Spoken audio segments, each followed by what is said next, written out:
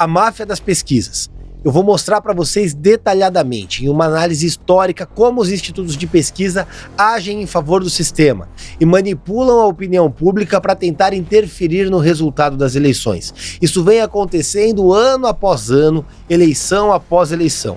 Em 2022 foi um escândalo e nós estamos vendo os mesmos institutos repetirem os mesmos erros em favor das mesmas pedras na eleição de 2024. Preste muita atenção nesse vídeo, porque as vísceras dessa máfia será exposta. O resultado da pesquisa Datafolha divulgado na última quinta-feira deixou todo mundo boquiaberto. De onde o atual prefeito Ricardo Nunes tirou 27% das intenções de voto, o que justificaria o crescimento do Guilherme Boulos para 25%. E como o Pablo Marçal teria caído de 22% para 19%, ao turno que na rua ele arrebanha multidões por onde passa. Isso tudo é muito estranho. Mas vamos começar em 2020, eleições municipais. O resultado foi o primeiro sinal da manipulação abissal feita pelos institutos de pesquisa. O candidato do sistema, Bruno Covas, então prefeito de São Paulo, que tentava a reeleição, apareceu no Datafolha das vésperas da eleição com incríveis 32%, seguido por Guilherme Boulos, que tinha 16%. Celso Russomano apresentava 14%, Márcio França, 12%. E o Arthur Duval, mamãe falei, 6%. Arthur Duval, naquela época, era o candidato antissistema, era o candidato disruptivo. O resultado das urnas mostrou como os institutos de pesquisa agiram contra determinadas candidaturas para favorecer o então prefeito Bruno Covas. Covas performou 32%, já o Guilherme Boulos apareceu com mais de 20% dos votos válidos. França, 13%. Celso Russomano, que aparecia com 14%, foi para 10%. E o Arthur Duval, mamãe falei, que aparecia com 6%, saltou para 10%. Como a margem de erro escondeu 4% dos votos do mamãe falei. Estranho, não é? Mas a coisa não para por aí não. Isso foi apenas uma pequena demonstração do que viria no futuro. Em 2022, nas eleições, quando Lula e a máquina petista tentavam voltar ao governo, o cenário foi abissal. Os institutos de pesquisa, em especial Datafolha, não é que eles erraram. Eles falharam miseravelmente, agiram assintosamente em favor de determinados candidatos, porque a margem de erro chegou a 30% dos votos. Eu vou mostrar para vocês numericamente. Na eleição do Senado, Márcio França, o candidato apoiado por Lula, aparecia no Datafolha às vésperas da eleição com 32% dos votos. O astronauta Marcos Pontes, candidato do Bolsonaro, performava ínfimos 15% dos votos. O resultado das urnas está aqui do lado. Marcos Pontes eleito com 49,68%. A gente está falando de uma diferença de 35% dos votos. Quase a votação total do Márcio França. Agora, como o Datafolha errou para menos para o astronauta Marcos Pontes em 35%? Isso não é margem de erro. Isso é claramente o sistema agindo para prejudicar um candidato. Afinal de contas, quando eles não demonstram capacidade de performar, acabam tirando o voto útil de determinado candidato. Felizmente, a pujança do eleitor paulista dentro daquilo que ele acredita não permitiu que o Datafolha manipulasse essas informações. Mas na eleição para governador do estado não foi diferente. A pesquisa Atlas para o governo do estado apresentava o seguinte número: Haddad, 37% dos votos, Tarcísio, 31%, Rodrigo Garcia, 26%. A pesquisa Datafolha foi ainda pior. Datafolha para o governo apresentava o seguinte: Haddad, 36%, Tarcísio, 22% e Rodrigo Garcia, 19%. O resultado das urnas: Tarcísio de Freitas, 42,32%, Haddad, 35%, Rodrigo Garcia, 18%. Como os institutos de pesquisa não perceberam essa variação de 20% dos votos em favor do governador Tarcísio de Freitas? A resposta é muito simples. Tarcísio era o candidato antissistema. Tarcísio era o candidato do presidente Bolsonaro. Ele representava a ruptura do governo tucano e também a ruptura da força petista no estado de São Paulo. Era uma nova força política que emergia no estado e, naturalmente, queriam tirá-lo desse cenário. Jogaram os dados de pesquisa dentro da margem de erro, simulando um empate que não havia com o governador Rodrigo Garcia, simplesmente para induzir as pessoas a votar naquilo que já era padrão. o Rodrigo Garcia. E aí vinham aquelas variações de segundo turno, que olha, o Rodrigo Garcia é o único capaz de vencer o Haddad no segundo turno. Tudo isso para manipular a opinião das pessoas e tentar tirar o governador Tarcísio de Freitas da disputa. A eleição presidencial de 2022 não podia ser diferente. O Datafolha, divulgado às vésperas do primeiro turno, apontava o Lula com 50% dos votos, enquanto o Bolsonaro tinha apenas 36%. O resultado das urnas foi muito diferente. Lula apareceu com apenas 48%, enquanto o Bolsonaro estava com 43%. Esconderam 7% dos votos do Bolsonaro e jogaram 2% a mais para o Lula. O objetivo era muito claro: eleger o Lula ainda no primeiro turno, criar uma sensação de que o Bolsonaro havia perdido a eleição. E com isso permitir à campanha do petista tentar forçar votos com a narrativa de que venceria no primeiro turno. Não conseguiram, houve segundo turno e a vitória foi apertada, bastante apertada e até meio esquisita do Lula. Agora, os institutos de pesquisa demonstraram claramente que falharam. O resultado das eleições de 2022 foi tão avassalador contra os institutos de pesquisa que parlamentares apresentaram um pedido de CPI na Câmara dos Deputados para investigar os institutos, porque eles agiram ardilosamente contra determinados candidatos. A pesquisa ela é matemática, é um cálculo aritmético. Não há espaço para esse erro. A margem de erro é 2 ou 3 pontos percentuais para mais ou para menos. Se considerarmos dois candidatos, não há uma variação tão grande. Ou seja, 20%, 30%, um crescimento tão grande de um lado, sempre beneficiando o sistema, o cálculo é muito claro. Isso é feito primeiro para engajar a base, manter os seus cabos eleitorais, os seus candidatos engajados na campanha. E por segundo, permitir manipulação de massa dentro dos programas de TV e de toda a campanha através da mídia. As pesquisas são registradas, mas claramente não aferem a realidade. E aí vamos para a eleição municipal de São Paulo. O cenário se repete mais uma vez. Pablo Marçal teve um crescimento avassalador, é uma onda que não consegue ser segurada, não consegue ser parada. Ele vem crescendo dia após dia e os institutos de pesquisa aferiram isso. Vamos fazer uma análise categórica. A pesquisa Quest, realizada no dia 30 de julho, apontava Ricardo Nunes com 20%, Guilherme Boulos com 19%, e o Pablo Marçal começando a corrida com 12%. Dia 28 de agosto, quase um mês depois, Guilherme Boulos havia oscilado para 22%, Ricardo Nunes caiu para 19% e o Pablo Marçal apresentou um crescimento de 7 pontos percentuais, empatando com Ricardo Nunes com 19%. A Quest do dia 11 de setembro se virou a favor do sistema. O Ricardo Nunes apresentou um crescimento para 24%, Pablo Marçal cresceu para 23% e o Guilherme Boulos desceu para 21%. Vale dizer que essa mesma Quest fez pesquisas em 2022 e apontou o Lula ganhando com 46% e o Bolsonaro com 33%. O resultado eu já contei para vocês, mas a Quest errou a votação do Bolsonaro em 10 pontos percentuais. E aqui nós temos a pesquisa Atlas. A pesquisa Atlas, realizada dia 28 de julho, apontava Guilherme Boulos com 37%. Ricardo Nunes com 20%, Pablo Marçal com 10%. Na pesquisa Atlas, feita no dia 20 de agosto, Guilherme Boulos já havia caído para 28%.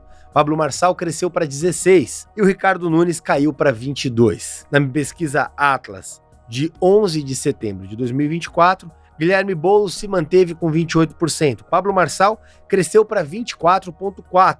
E o Ricardo Nunes aparece com 20,1%, se consolidando como terceiro colocado.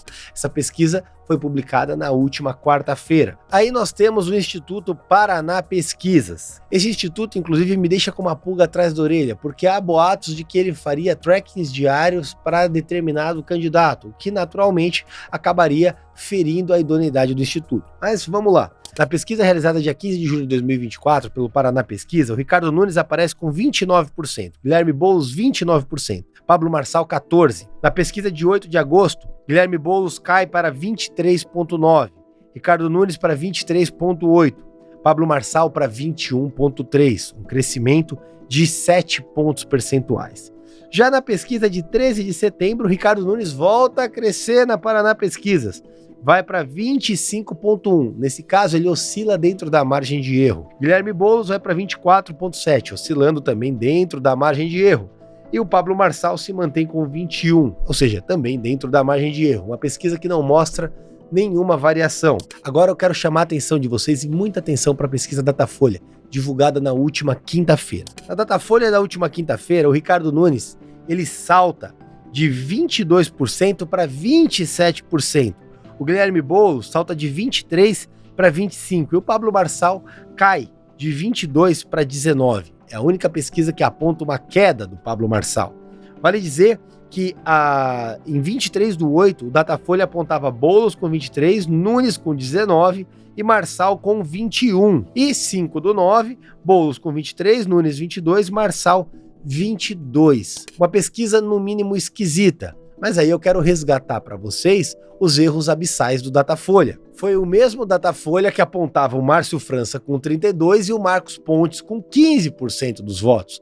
O mesmo Datafolha que apontava o Haddad à frente do governador Tarcísio nas eleições de 2022. E o mesmo Datafolha que possui ligação com a Folha de São Paulo, que, segundo o Intercept, recebeu 3 milhões de reais de publicidade paga pelo prefeito Ricardo Nunes, o que demonstra claramente um talvez enviesamento daquela pesquisa. Afinal de contas, como crer na idoneidade de uma pesquisa cuja ligação recebeu dinheiro em verba de publicidade do governo? Isso é no mínimo estranho. Isso me deixa no mínimo com uma dúvida. Se você quer acreditar, é seu direito. Eu desconfio. Só que no meio disso tudo, eu quero resgatar este vídeo do governador Tarcísio falando sobre o Instituto Veritá. Dá uma olhada. E aí vamos fazer a propaganda aqui do Instituto de Pesquisa que ninguém dá bola. Qual? Mas que bateu em cima, acertou tudo. Que eu não conhecia e me mandaram uma pesquisa do Instituto Veritas. Veritas? Veritas. Pega lá, última semana antes da eleição. O Veritas disse, Tarcísio está liderando a eleição para governador em São Paulo. 44% Tarcísio, deu 42%. Eles botaram lá 33% Haddad, deu 35%. Botaram 17% Rodrigo, deu 18%. Gravaram isso. Eles deram a vitória do Sérgio Moro no Paraná para o Senado. Em cima. O Instituto Veritá, em pesquisa divulgada no dia 27 de agosto de 2024, apontou o seguinte resultado: Pablo Marçal com 30,9%, Guilherme Boulos 21% e Ricardo Nunes 14%. Datena cai para 6% e Tabata Amaral 5,8%. Marina Helena aponta 3,6%. A questão é a seguinte: o que justificaria uma discrepância tão grande? E como crer nos mesmos institutos que erraram miseravelmente em 2020, erraram em 2022 e que agora servem de peça publicitária para os candidatos do sistema, ligados à gestão tucana e ligados ao PT? A questão é um tanto quanto simples. Tanto o governo federal quanto o governo municipal têm verbas de publicidade que são pagas à folha. E mais do que isso, o sistema vai agir para tentar repelir o único candidato antissistema. Então, quando a gente se depara com uma pesquisa como aquela divulgada pelo Datafolha na última quinta-feira, que desenha um cenário apocalíptico para o candidato Pablo Marçal, naturalmente o que nós vemos é o enviesamento tradicional dos institutos de pesquisa buscando manipular as informações para induzir o eleitor. Porque em termos eleitorais é um tanto quanto simples. O candidato que apresenta uma tendência de crescimento, ele não reverte para queda. Esse crescimento ele pode se acentuar ou diminuir, mas não cai. O candidato que já apresenta uma tendência de queda, como no caso do prefeito Ricardo Nunes e do Guilherme Boulos, o máximo que pode fazer é estancar a queda quando atinge o seu piso, ou seja, o seu mínimo potencial eleitoral, aquele voto de base, o cabrestão tradicional que não vai mudar. Então, quando chega naquele perfil, naquele platô, ele não cai mais. A questão é, como esses institutos de pesquisa têm uma margem de aferição para cravar uma queda de quem tem tendência de crescimento e o crescimento de quem tem tendência de queda? É uma lógica que a política repele ao longo de sua história, pois quem conhece de política, quem participa de campanha ao longo dos anos, sabe que essa tendência ela não é reversível. O objetivo desses institutos é criar narrativas a determinadas campanhas que começam desde já a criar narrativas na imprensa, como se o candidato Pablo Marçal escolhesse um ou outro para disputar o segundo turno, quem seria melhor para enfrentar o Guilherme Boulos, e aí começa aquele jogo de números, considerando índice de rejeição, margem de erro, considerando determinada taxa de aprovação, e aqui vem uma coisa bastante interessante. Por que o candidato da máquina não tem teto? E por que o Pablo Marçal, que utiliza as redes, tem teto? Se ao mesmo tempo o próprio Datena, que é um candidato do PSDB, ataca o Marçal por utilizar as redes que não teria teto. Eles não conseguem nem combinar o discurso, porque o desespero com a candidatura do Marçal é tão grande que ficam criando e construindo narrativas para alimentar a própria base. A única pesquisa que eu confio fidedignamente é o Datapovo, E quando você sai na rua, eu convido você a fazer um exercício. Responde aqui nos meus comentários, conversa com seus amigos, conversa com seus familiares, conversa com seus vizinhos. Pergunta de maneira bastante simples, em quem você vai votar para prefeito? E vê se o indicador que você percebe no seu círculo bate com esses institutos. Porque eu falo por mim. Eu tô na rua todo dia fazendo campanha de manhã até à noite, às vezes até de madrugada. E o que eu encontro não bate em nada com os institutos de pesquisa. O que é perigoso é que em tempos atuais, onde tudo é a narrativa da democracia, onde a gente vê as cortes superiores agindo pela democracia, ver institutos de pesquisa manipulando a opinião pública através de resultados que não são fidedignos para manipular o resultado das eleições, isso sim fere a democracia. Porque naturalmente essa informação vai chegar de maneira desvirtuada para aquela pessoa que não tem tanto acesso à informação e criar uma sensação de vitória ou derrota onde não deveria e claramente mudando ou tentando mudar o resultado das eleições. E isso a gente não pode acreditar. Por isso eu trago ao final desse vídeo alguns pedidos. O primeiro é que, ao invés de confiar em institutos de pesquisa, que na minha opinião estão aí simplesmente para enganar as pessoas, converse com seus vizinhos, com seus familiares. Crie você mesmo o sentimento do que está acontecendo. O segundo, não mude seu voto por institutos de pesquisa. Claramente, historicamente, eles mentem para favorecer o sistema. Vote naquele que você acredita. Vote com convicção. O terceiro pedido, você já sabe, o único candidato que está sendo atacado por todo o sistema, pela esquerda e por quem está no governo, é justamente o Pablo Marçal. Se ele é atacado por todos, pela imprensa, pela esquerda, pelos institutos de pesquisa, claramente ele é a melhor opção para São Paulo. Por isso eu peço o seu voto, dia 6 de outubro, vote Pablo Marçal. E principalmente, o único candidato, o único vereador em mandato com Pablo Marçal, o único vereador que combateu de verdade a esquerda ao longo dos últimos 4 anos, com experiência, para barrar os arroubos autoritários de quem quer que seja o prefeito de São Paulo, sou eu. E por isso eu peço seu apoio, peço seu voto, dia 6 de outubro, Rubinho Nunes, 44555 para vereador. Sabe o que me incomoda? Tem político que acha que isso aqui é cultura, fala que isso aqui é cultura. Cultura onde? Olha a esculhambação que é isso aqui. Ninguém dorme no lugar, é droga para todo lado, é tráfico, tem crime organizado. E aí tem político que vem e incentiva isso. Tem político que vem, me para depois e fala que eu sou louco por estar fazendo isso. Acha que político é o quê?